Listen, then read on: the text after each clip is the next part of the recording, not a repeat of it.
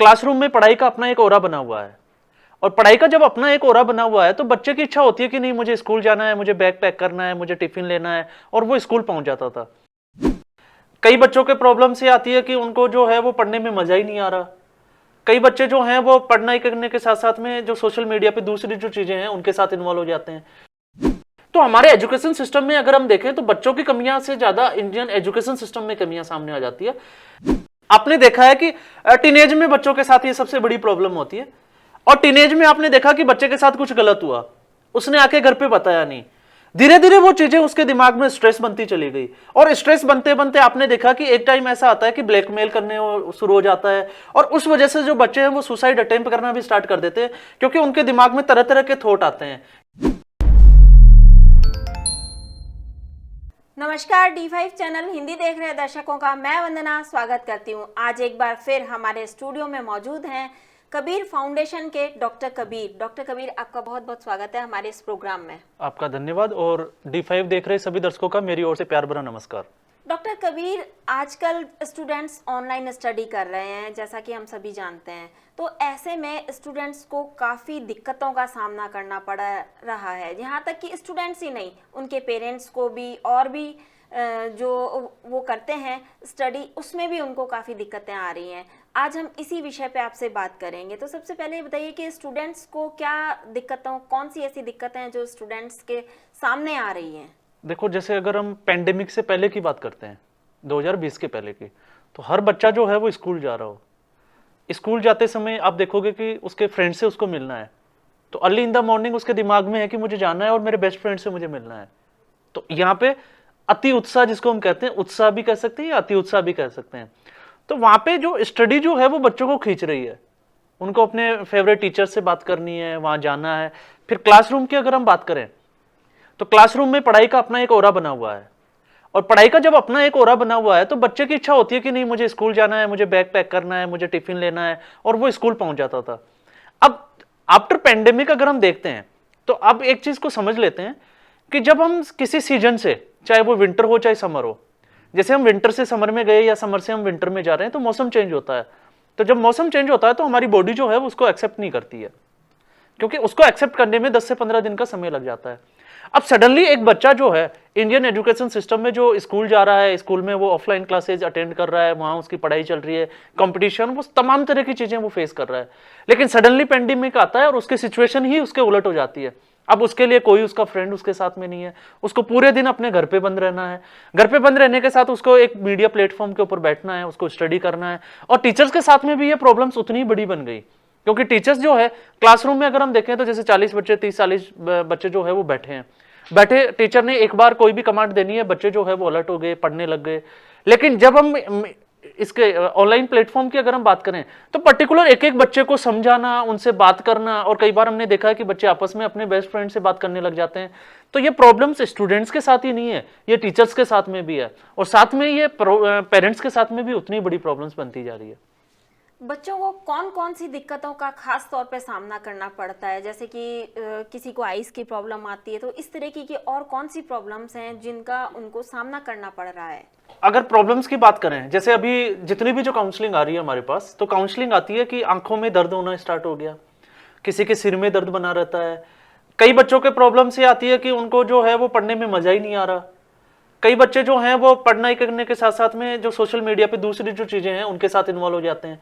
तो पहली चीज, जैसे हमने बात की कि आंखों पे जो है, तो आंखों पे अगर आप किसी भी ऑनलाइन प्लेटफॉर्म पे आज अगर हम देखते हैं कि गैजेट्स जो है, अगर हम उसके ऊपर 2 घंटे, 3 घंटे या 4 घंटे अगर लगातार उसी स्क्रीन के सामने बैठते हैं, तो डेफिनेटली उसका असर जो है वो हमारी आई साइट्स के ऊपर उसका पड़ेगा ही पड़ेगा। दूसरा, इसमें अगर हम ऑनलाइन प्लेटफॉर्म में हम देखें तो बच्चों को अभी एक चीज का विशेष तौर से जहां ध्यान रखना होता है कि उनका बॉडी का पोस्चर कैसा है। क्योंकि जब हम टीवी देखते हैं, आपने देखा होगा, टीवी देखना, मोबाइल देखना, क्योंकि अमूमन ये बच्चों की बात नहीं है, बड़ों की भी बात करें तो वो बिस्तर पे लेटे लेटे मोबाइल देख रहे हैं, फेसबुक, व्हाट्सएप, जो भी वो अपना वर्किंग करते हैं, और या फिर वो एक करवट लेके देख रहे होते हैं। तो उस वजह से आपने देखा होगा कि एक हमारे सिर के एक तरफ जो है वो सिर दर्द होना स्टार्ट हो जाता है। अब बच्चा जो है उसको प्रॉपर ये ध्यान रखना पड़ेगा कि मैं जो बैठ रहा हूं तो मेरे बॉडी का पोस्चर कैसा है। तो जब भी हमें जरूरत होती है कि हम ऑनलाइन प्लेटफॉर्म पे अगर वर्क कर रहे हैं तो हमारी जो 90 डिग्री के साथ में हमारा बॉडी पोस्चर तो सीधा होना ही चाहिए, लेकिन हमेशा जो स्क्रीन जो है वो आइट साइड के इक्विलेटरल होनी चाहिए। अगर वो इसके सामने है, ना नीचे होनी चाहिए ना ऊपर होनी चाहिए, और एक खास डिस्टेंस जिसकी हम बात करते हैं कि 1.5 से 2 फीट की जो डिस्टेंस होती है ऑनलाइन प्लेटफॉर्म पे, इससे ज्यादा नजदीक जो है वो नहीं होना चाहिए। और अमूमन हम देखते हैं कि जब भी ऑनलाइन प्लेटफॉर्म पे बच्चे जाते हैं तो उनका मोबाइल की जो स्क्रीन होती है वो आंखों के बिल्कुल पास लेके आते हैं। कई बार वो जो है नीचे गोद में रखा हुआ होता है, तो उनका जो है इसके साथ में अगर हम देखो जैसे लेट के देखते हैं या नीचे गर्दन करके देख रहे हैं, तो इसके ब्लड सर्कुलेशन पे भी असर पड़ता है। तो ब्लड सर्कुलेशन की वजह से भी जैसे आंखें भारी हो जाना, सिर दर्द होना, सिर भारी हो जाना, तो वो तमाम तरह की जो प्रॉब्लम्स है वो आना शुरू हो जाती है। मिग्रेन है, सर्वाइकल है, ये चीजें भी होने लगती हैं। हाँ, मोस्टली अगर हम देखें तो माइग्रेन, क्योंकि सर्वाइकल जो है वो एक अलग तरह की प्रॉब्लम है, बट ज्यादातर बच्चों में आती है जो है वो माइग्रेन की प्रॉब्लम आ रही है। ऐसा क्या किया जाए जिससे कि बच्चों का ऑनलाइन इंटरेस्ट बना रहे? अगर ऑनलाइन स्टडी में इंटरेस्ट की बात करें तो सबसे पहले हमें जरूरी है कि बच्चा जो है वो ऑनलाइन प्लेटफॉर्म पे अगर वो वर्क कर रहा है, जैसे अभी हमने बात की कि क्लासरूम में बच्चा बैठा है, क्लासरूम में वो स्टडी कर रहा है, तो क्लासरूम में आपने देखा कि लेक्चर चल रहा है, तो फ्रेंड्स के साथ में फ्रेंड्स पढ़ रहे हैं तो उसका भी ध्यान, अमूमन सी बात है कि उसका भी ध्यान लगेगा ही लगेगा। ऑनलाइन प्लेटफॉर्म के पार आपके पास ऐसी कोई चीजें नहीं है, तो इसके लिए हमें जरूरत है कि टीचर्स जो हैं वो स्पेशली इसके ऊपर ध्यान दे कि हम बच्चों की पढ़ाई को इंटरेस्टिंग कैसे बना सकते हैं। फिर चाहे वो हम स्टोरी के माध्यम से पढ़ाएं, चाहे उनमें जितने भी जो फ्रेंड्स वगैरह है उनमें कंपटीशन बना के, या हो सकता है जैसे गेम में हम बच्चों को पढ़ाते हैं, तो हम गेम खेल के में कैसे बच्चों को पढ़ा सकते हैं, तो उनको उस पढ़ाई का ही एक ऐसा कोई गेम बना के दे दें कि बच्चे जो हैं उस गेम को कंप्लीट करें, और उस कंप्लीट करते करते जो है उनकी पढ़ाई भी कंप्लीट होना शुरू हो जाए। तो ये खास तरह की चीजें हैं जिनका ध्यान रखना पड़ेगा। जैसे मैथमेटिक्स की अगर हम बात करें, बच्चों को मैथ्स का ज्यादा फोबिया होता है, तो क्लासरूम में जब मैथमेटिक्स समझ में नहीं आती तो ऑनलाइन प्लेटफॉर्म पे थोड़ा और ज्यादा मुश्किल हो जाती है। तो कोशिश करें कि कैलकुलेटिव मैथ्स को, क्योंकि जब भी हमने देखा है, नोट किया है कि पढ़ाई में जब बच्चे को रिजल्ट्स अच्छे मिलने शुरू हो जाते हैं, तो उस रिजल्ट्स अच्छे मिलने की वजह से बच्चा जो है वो पढ़ाई में इंटरेस्ट क्रिएट करने लग जाता है। आपने देखा होगा जब भी फैमिली में हमारे घर में कोई गेस्ट आता है, हम किसी छोटे बच्चे को गेस्ट के सामने कोई क्वेश्चन पूछते हैं, चाहे वो कोई भी हो सकता है, जैसे which is the capital of India, या कोई भी अमूमन हमने क्वेश्चन किया, बच्चे ने आंसर किया, तो बच्चे ने जैसे ही उसका सही आंसर किया तो हम उसको अप्रिशिएट करते हैं और गेस्ट भी अप्रिशिएट करते हैं। उस सिचुएशन में अपने आगे और भी देखते हैं कि कई बार हम बच्चों को टॉफी भी दे देते हैं, गेस्ट भी दे देते हैं, कुछ उनको पैसे भी दे देते हैं, तो वो सारी चीजें जो है वो उनके लिए मोटिवेशन का काम करती है। अब अगर बच्चे को उलट कर दे कि उसको उसका आंसर ही नहीं आता, तो उस आंसर नहीं आएगा, तो आप देखोगे कि नेक्स्ट टाइम जब भी हमारे घर में गेस्ट आएंगे तो वो बच्चा जो है वो बाहर कहीं दूसरी जगह जाके अकेले में जाके बैठना पसंद करेगा, क्योंकि उसको पता है कि मैं इनके सामने जाके बैठूंगा, इन्होंने मुझसे कोई क्वेश्चन करना है, मुझे कोई आंसर नहीं आना, तो फिर ये बोलेंगे कि मेरा बच्चा जो है वो पढ़ाई में कमजोर है, इसका पढ़ाई में ध्यान ही नहीं लगता, तो वो तमाम तरह की चीजें सामने आ जाती है। तो हमें देखना पड़ेगा कि बच्चे का मोटिवेशन लेवल कहां वर्क कर रहा है। अब बच्चों को आपने देखा है कि जैसे कार्टून, अब कार्टून मूवी बच्चे को ज्यादा देखना पसंद है, तो आजकल कुछ ऐसे प्लेटफॉर्म भी आ गए जो सारी जो स्टडी है उसको कार्टून मूवी के अकॉर्डिंग ही पढ़ाते हैं। तो हम भी तो बच्चों को ऐसी ही कोई स्टोरी के साथ में पढ़ा सकते हैं। अगर बच्चा डिमोरलाइज हो रहा है, अगर ऑनलाइन प्लेटफॉर्म की बात करें कि बच्चा जो है सडनली 1 से 1.5 साल से जो है वो घरों में बंद है, और ये बच्चों की प्रॉब्लम्स नहीं है, बड़ों को भी हमने देखा है कि वो धीरे धीरे डिप्रेशन या स्ट्रेस के शिकार होते चले जा रहे हैं। तो उस डिप्रेशन से बचाना है तो हमें स्वाभाविक इन चीजों को नेचुरली समझना पड़ेगा, और नेचुरली समझने के लिए हमें हमारी स्टडी में से रिलेटेड वो कहानियां उठानी पड़ेगी जिसमें हमने एक संघर्ष, एक स्ट्रगलिंग लाइफ भी देखी हो और सक्सेस लाइफ भी देखी हो। तो हम बच्चों को जैसे फ्री टाइम बैठे हैं तो बच्चों के साथ वो उनको कहानियां सुनाएं, चाहे वो कोई भी हो सकती है, जैसे किसी भी हम गुरु की बात कर सकते हैं, किसी भी ऋषि मुनि की बातें कर सकते हैं, चाहे वो भगवान राम हो सकता है, कृष्ण हो सकता है, या फिर हम जैसे जितने भी राजपूत राजा वगैरह हुए जिन्होंने, या जितने भी अच्छे बिजनेसमैन हुए जिन्होंने शुरुआत के दिनों में जो है वो ऐसी बहुत सी प्रॉब्लम्स का सामना किया हो, उस प्रॉब्लम्स के सामना करने के बाद में उन्होंने उनका सॉल्यूशन ढूंढा हो और उसके बाद में वो सफलता की ऊंचाइयों पे चले गए हों। तो अगर हम बच्चों को ये बताएं कि ये जो समय है, ये समय धीरे धीरे निकल जाएगा, ये एक प्रॉब्लम्स है जिसको हम कह सकते हैं कि प्राकृतिक, जिसको नेचुरल जो प्रॉब्लम्स में आती है, लेकिन इसमें हम कैसे पेशेंस रख सकते हैं, कैसे अपने आप को संभाल सकते हैं और कैसे इन प्रॉब्लम्स को फेस करते हुए हम आगे बढ़ सकते हैं, तो हम उनको ऐसी कहानियों से मोटिवेट भी कर सकते हैं या ऐसा लिटरेचर उनको अवेलेबल भी करा सकते हैं। तो ये कुछ चीजें जो होती है, अगर हम इसमें थोड़ा सा प्रयास करें तो धीरे धीरे हम देखेंगे कि चीजों को अच्छा भी कर सकते हैं। दूसरा, अगर हम इंडियन एजुकेशन सिस्टम की बात करें तो हमारे एजुकेशन सिस्टम में अगर हम देखें तो बच्चों की कमियां से ज्यादा इंडियन एजुकेशन सिस्टम में कमियां सामने आ जाती है। तो क्यों नहीं हम हमारे एजुकेशन सिस्टम को जो है वो थ्योरेटिकल की बजाय प्रैक्टिकल करने की कोशिश करें, एनालिटिकल बनाने की कोशिश करें, कि बच्चे को हम कुछ प्रोजेक्ट दे टेक्निकली, ताकि वो प्रोजेक्ट कंप्लीट करें और प्रोजेक्ट कंप्लीट करने के बाद में उनको सबमिट करें। उसके बाद में हम एनालिसिस करें कि बच्चा जो है वो कहाँ स्टैंड कर रहा है। वरना अगर हम देखें तो आज हमारा एजुकेशन सिस्टम कैसा है, बच्चे को क्रेमिंग करनी है, रटाफिकेशन करनी है, उसको रटना है और उसको जैसे भी है मर्जी उसको मार्क्स लेके आना है। तो ये कुछ चीजें हैं जो हमें सोचने की जरूरत होती है। पेरेंट्स का इन सब में कितना और कहाँ कितना रोल होता है, और पेरेंट्स क्या कर सकते हैं ऐसा? देखो, अगर पेरेंट्स की बात करें, जैसे हमने बात करते हैं कि एक मैच्योर जो एडल्ट जिसको हम कहते हैं 18 साल या 20 साल के ऊपर होता है। तो अगर 18 साल से छोटा बच्चा है, वो 5 साल का हो सकता है, 8, 10 साल, 12 साल, 15 साल, और पढ़ने वाले जो स्कूल गोइंग स्टूडेंट है उनकी एज भी इतनी होती है। तो अब आप समझ सकते हो कि उनको नहीं पता कि सही क्या चीज है और गलत क्या है। तो अगर पेरेंट्स के रोल की बात करें तो टीचर से भी ज्यादा अगर किसी का रोल है तो वो पेरेंट्स का है, क्योंकि बच्चा जो है वो 15 से 16 घंटे पेरेंट्स के साथ में वो स्पेंड करता है। अब पेरेंट्स जो है अगर बच्चों पे ध्यान नहीं देंगे, जैसे अभी हमने ऑनलाइन प्लेटफॉर्म की बात की, पेरेंट्स को ये चीजें समझनी होगी कि जब भी बच्चा ऑनलाइन प्लेटफॉर्म पे बैठा है तो ऑनलाइन प्लेटफॉर्म पे जैसे ही उसकी स्टडी स्टार्ट होती है उसके साथ में हमने देखा है कि कुकीज या स्पैम जो भी चीजें आ रही है, तो पेरेंट्स उन चीजों को नजरअंदाज ना करें, बच्चे पे नजर रखें कि बच्चा जो है वो देख क्या रहा है। अगर मान लीजिए उसके सामने कोई कुकीज आ रही है, क्योंकि वो अनवांटेड चीजें हैं, वो उनके अनवांटेड फ्रेंड्स हैं जो अपने आप आके स्ट्राइक कर जाते हैं, और जब वो जाने अनजाने में उन पे क्लिक कर जाते हैं और वो चीजें उनके सामने आ जाती है। सोशल मीडिया पे भी हम देखते हैं कि बहुत सारी चीजें एडिट की हुई चलती है जिनका कोई मतलब नहीं होता रियल लाइफ में। अब बच्चा उन चीजों को देख रहा है तो उसके साइड इफेक्ट्स क्या हो रहे हैं बच्चे पे।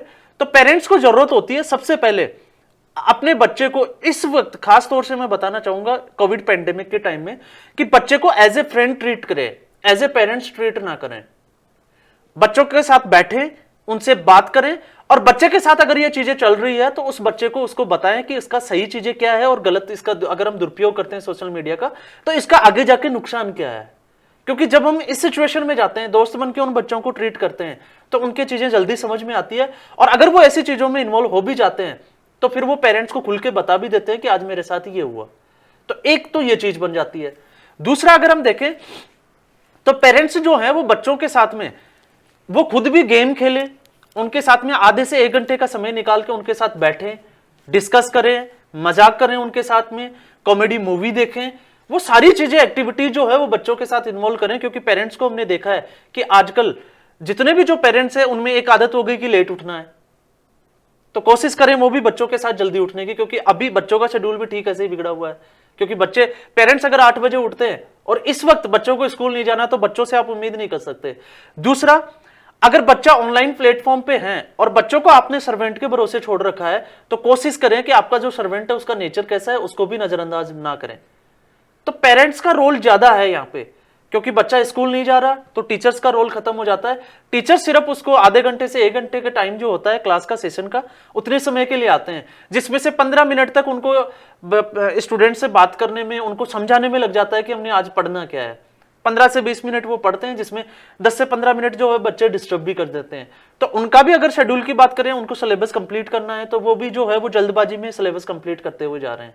तो अब सारी चीजें जो हैं वो पेरेंट्स के लिए बची हुई है। अब पेरेंट्स बच्चों को सोशल मीडिया पे क्या चीजें दिखाते हैं क्या नहीं दिखाते वो पेरेंट्स के ऊपर छोड़ देना चाहिए। कई बार पेरेंट्स को पता ही नहीं चलता है कि बच्चा कर क्या रहा है। अगर हम इसकी बात करें कि पेरेंट्स को पता नहीं चलता, क्यों नहीं चल पा रहा पता, इसका मतलब आप बच्चों के प्रति अवेयर नहीं हो। पेरेंट्स बच्चे हाइड कर देते हैं या कभी ऐसा कुछ करते हैं कि जिससे पेरेंट्स को पता ही नहीं होता है कि बच्चे ने किया क्या है, कौन सी साइट खोली है, कई बार ये भी नहीं पता होता, और जिस वक्त उनको लॉस होता है उस वक्त उन्हें ध्यान आता है कि हाँ शायद बच्चे ने ही किया होगा ये, क्योंकि हम में से तो किसी ने किया नहीं।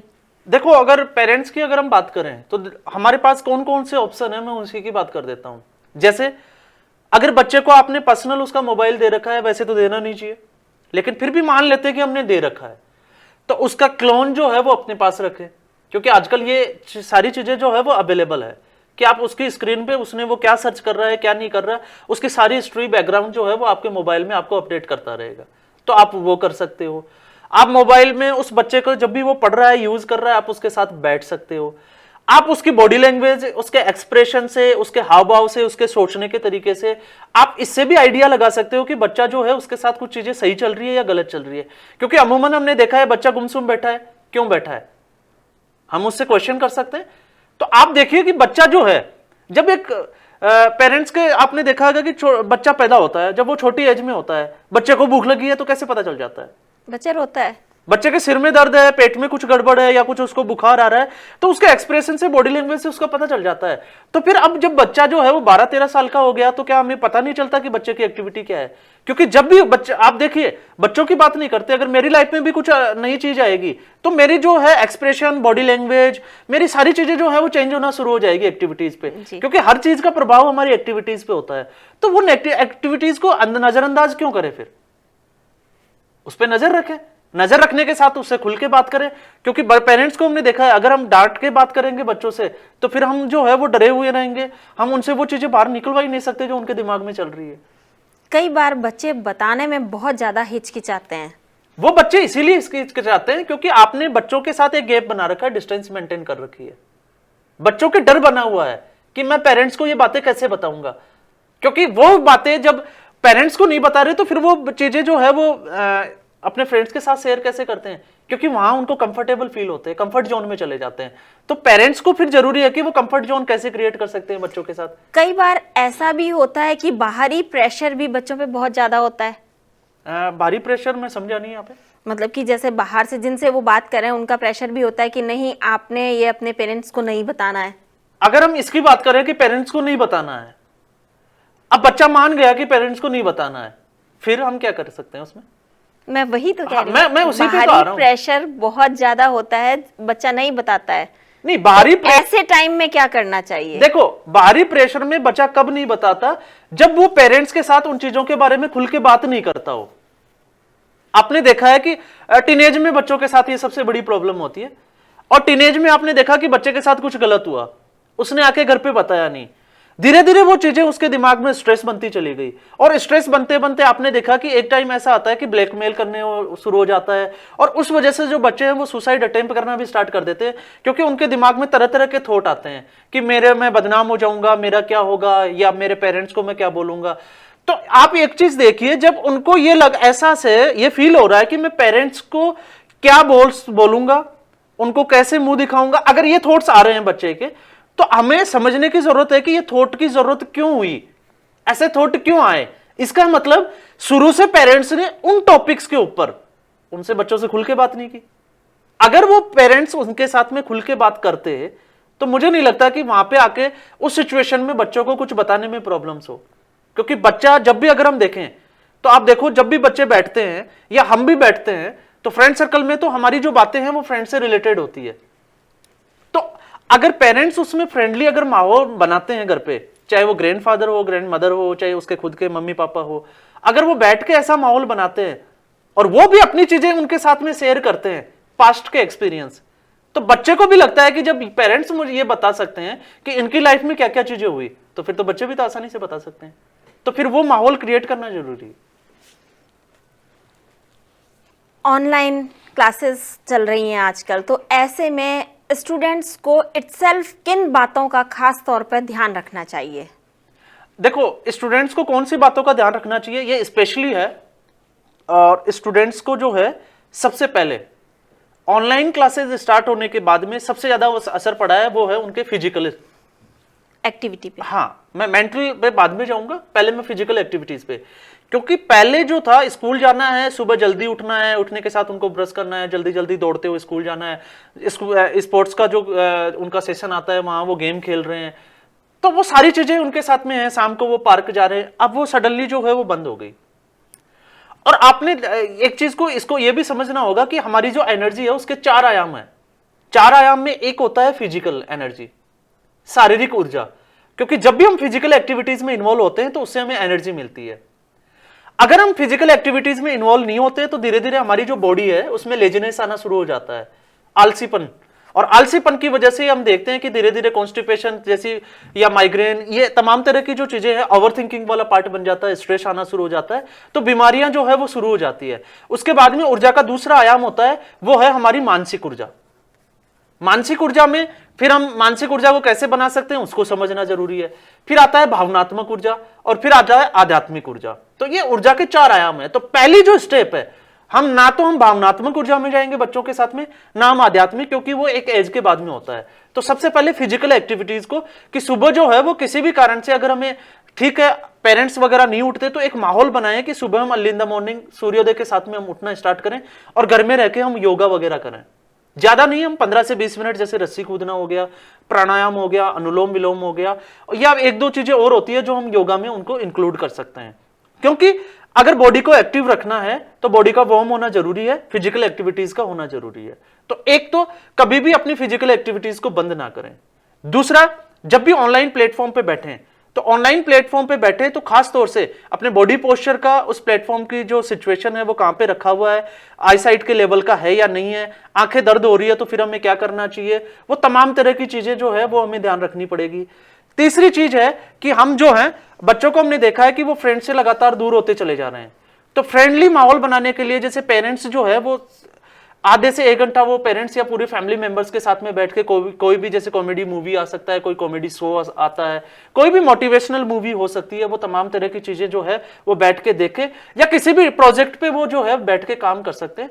तो ये 3-4 चीजें हैं, अगर हम इसमें चेंजेस करेंगे तो हम देखेंगे कि 5 से 10 दिन के बाद में हमारा जो घर का माहौल है वो माहौल ही चेंज हो जाएगा, और बच्चे जो जिस लेवल पे हम लेके आना चाहते हैं वो उस लेवल पे अपने आप धीरे धीरे आना शुरू हो जाएगी।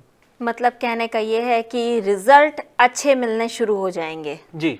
इसमें फ़ायदा स्टूडेंट्स का भी है, पेरेंट्स का भी है, दोनों का है। एक तो आप भावनात्मक रूप से बच्चों के साथ जुड़ जाएंगे और दूसरा बच्चे रिजल्ट अच्छा देंगे। डॉक्टर कबीर, आप यहाँ आए, आपका बहुत बहुत धन्यवाद। दर्शकों का भी मेरी ओर से बहुत बहुत धन्यवाद। अगले एपिसोड में आपसे फिर मुलाकात होगी, तब तक के लिए नमस्कार।